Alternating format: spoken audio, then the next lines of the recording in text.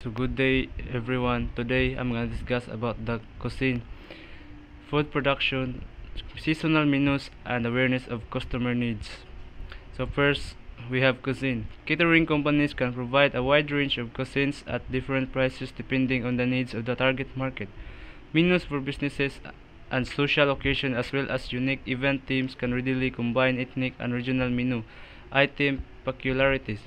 The food products and cooking styles of the actual menu item to be included are determined by the menus per person price. So kaning cuisine, they have different kinds of cuisine like Asian cuisine. This catering menu is designed to fulfill the needs of middle-income families while offering food that is considered appropriate for a wedding meal. So, food production. The ability of food service business to prepare and serve a menu is determined by the production capacities of both equipment and labor.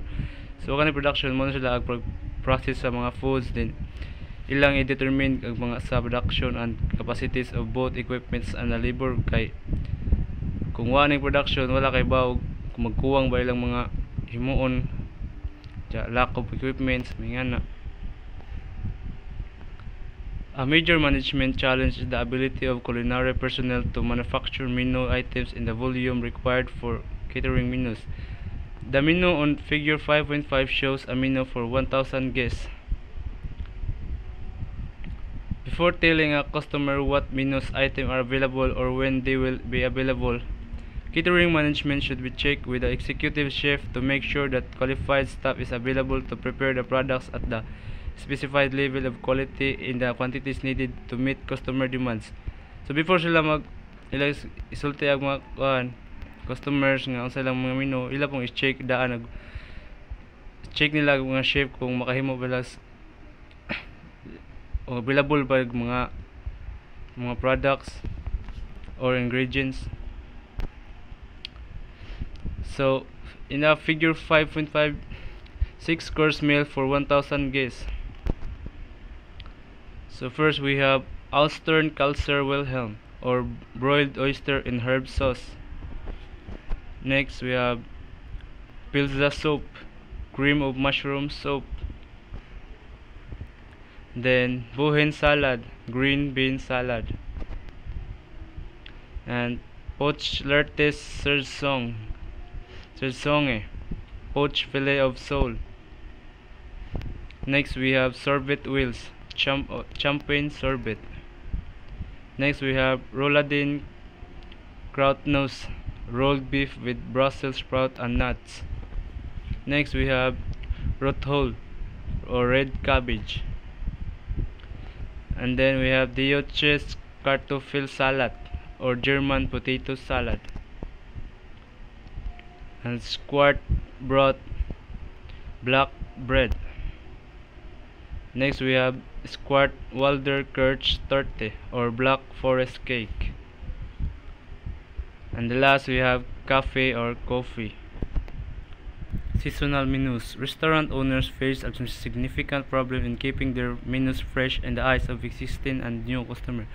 So kaning mga restaurant owners na problema sa lang menu because seasonal man, so dili tanan nga mga ingredients or mga kay available kay depende man sa season good. Then various menu planning formats such as cycle entry menus build existing and new customers special that rotate on 5 to 7 days timetable and a fixed price menu backed by a la carte and semi a la carte items offer a number of ways to accomplish this. Seasonal menus can be created in a variety of ways while maintaining conventional and characteristic main dishes. One Direction selects fresh veggies and incorporates them throughout the menu. So here are the seasonal catering menu or fall season. First we have soup or cream of pumpkin garnish with cranberry coulis. Next we have main course julienne, zucchini and winter squash with haricot vert pecan crusted sweet potatoes. Next we have dessert pumpkin pecan torte seasonal. For the seasonal catering menu for summer, we have appetizer, Maryland crab cake with marinated crab claws and jalapeno tartar sauce. For main course, we have honey glazed kale with shrimp and cornbread dressing and a pork reduction served with a garden fresh vegetable.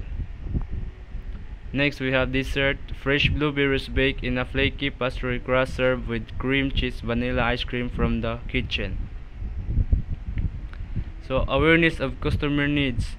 Every catering manager should gain an understanding of the impact of the current development in dining customs and eating patterns in today's culture. So this catering service businesses is firstly competitive, necessitating management capacity to anticipate and respond to client needs frequently before they are expressed.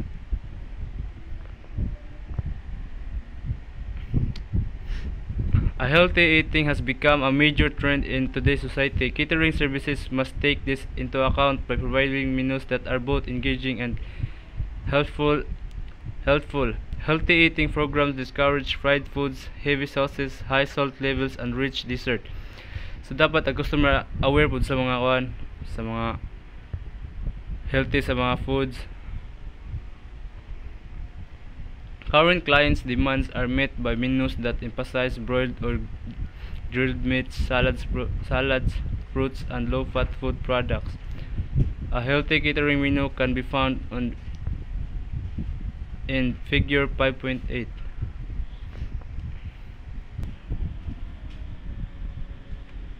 So this is the 5.8 banquet specification form. So we have menu item, portion size, and cost per. For appetizer, we have fruit cup, 6 ounce mixed fresh and canned fruit, cost per 1.93. For melon, we have one half fresh seasonal melon, cost per is 1.02. Next, we have marinated shrimp, 6 ounce baby shrimp papaya slice, 1.10. Consumed in tassi, 6 ounce consumed, 0.51. And 2 cheese straw.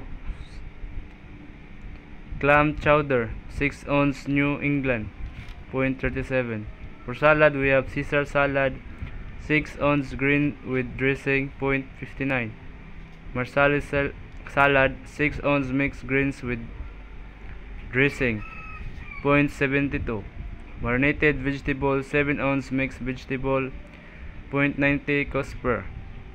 For interest, we have stuffed breast or chicken boursin, 8 ounce breast stuffed. The cost per is 3.75. Poached salmon, 6 ounce fresh, 3.20 cost per. Prime rib, 12 ounce prime rib, 5.28 cost per. Roast sirloin of beef slice, 8 ounce sirloin wild mushroom sauce, 3.60 per cost. For dessert, we have chocolate mouse, 3 ounce chocolate mouse whipped cream, 0.55 cost per. Next, we have key lime pie, 1/6 slice of pie, 0.80 cost per. The last one, we have Bomb Marie Louise frozen bomb, 0.83 cost per.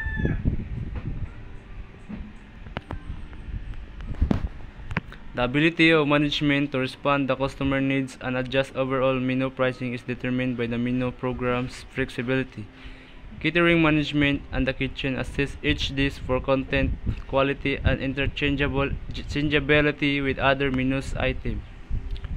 Banquet specification detail each menu item so that the option on any particular menu can be adjusted to raise or lower the price.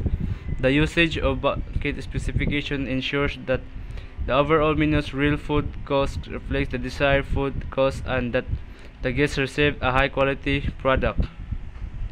So Attitudes and abilities such as creativity and flexibility encourage caterers to adopt new and distinctive catering ideas. In today's highly competitive market, catering menu specification, adaptable kitchen forms, creative menu planning, and the capacity to communicate with both staff and consumers can provide a catering company a competitive edge.